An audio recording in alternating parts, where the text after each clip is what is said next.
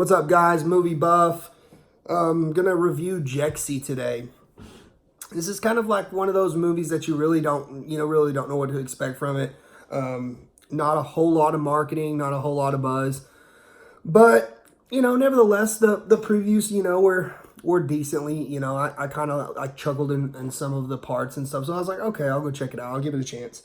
Adam Levine, he's like one of those kind of like Will Ferrell. Either you love him or you hate him. I think he's entertaining. Just because he's a very like socially awkward kind of like.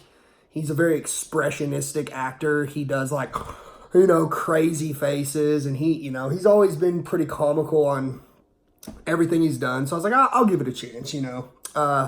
So this movie is basically about this guy who his whole life has kind of been not really shown that much attention, whether it be, his parents or friends. He's always kind of like, in the beginning of the movie, they're kind of like they're fighting and they don't want him to like look at them or pay attention to him. So like, hey, give him the phone. And he kind of like early on develops this dependency with phones. And, flash forward, until he's grown and stuff and he's on his own and he's still the same guy. He's still socially awkward. He's still very much attached to his phone, and he lives like a lot of us do through his phone, social media, Instagram, Facebook. And this movie has kind of like a underlying message to it that we're all super attached to our devices in the worst ways. A lot of us don't really live real lives. We're too much about, what we look like we're doing, or how we look like we're living, or how people perceive us on social media and stuff, and not really putting down our phones, to really live life. And I'm guilty of this as anybody, but it was a strong message there.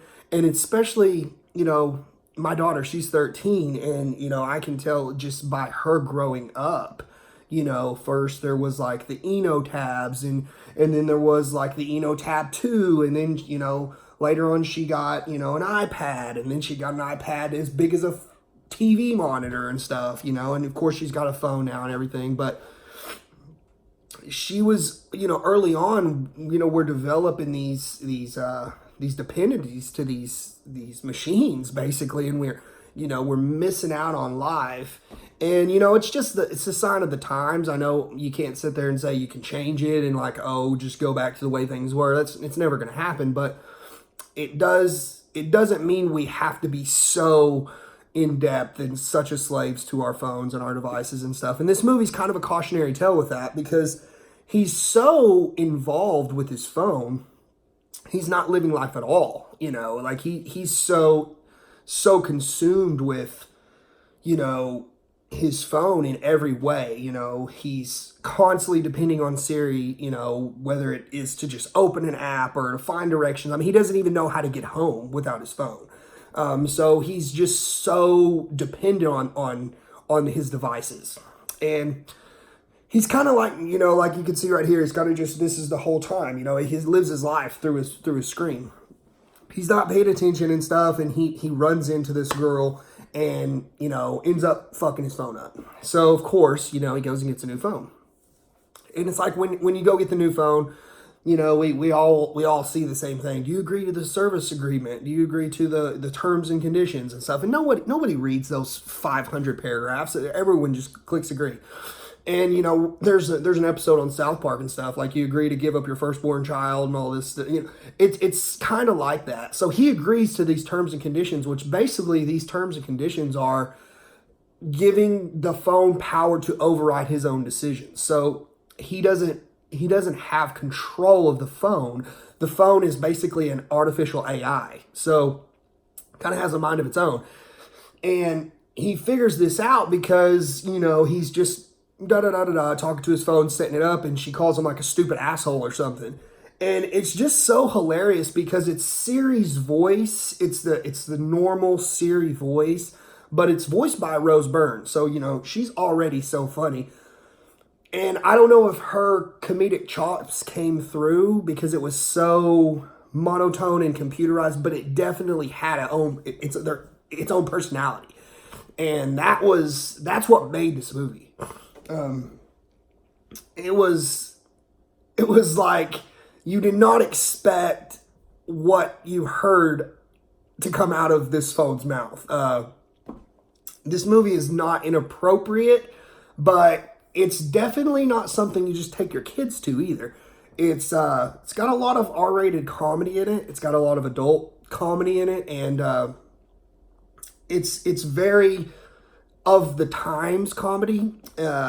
So basically, she's made to make his life better, and that's her job. She sees that as like her goal in life, and she cannot rest until she's made this guy's life better.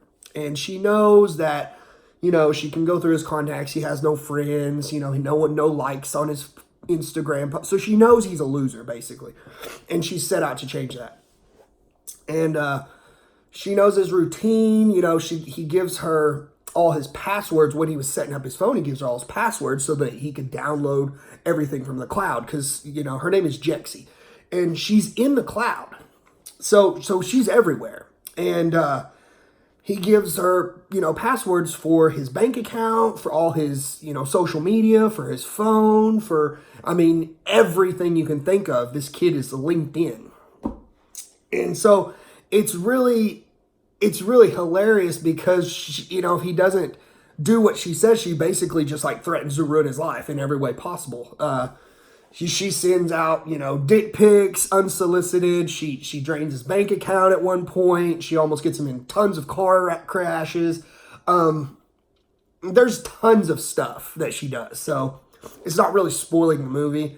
It's just, you could imagine how much your phone could really screw your life up if it had the ability to, because our phones have everything. We live our lives on our phones, through our phones. So, but again, Rose Byrne, the way she voices this JEXI, he's like, what does JEXI even mean? And she's like, it's French for you're a fucking pussy or something like that. The whole movie, she's just dogging him.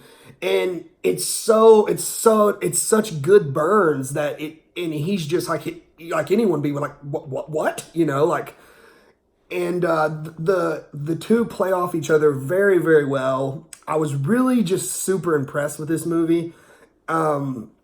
It's probably going to be one of those movies that just kind of flies under the radar because you got Gemini Man coming.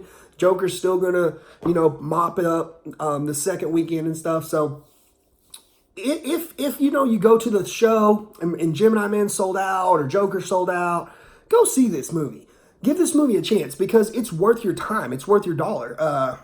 That's why I do these. So my friends and people that follow me and stuff, they know, what to expect when they go to a movie. I'm not trying to spoil anything. I'm just kind of giving you a summary and a synopsis of like what I thought and like, hey, this is worth spending your money on, or, save your money, wait for it on DVD, or Blu-ray or Netflix or whatever. But this is definitely one to check out. It's hilarious.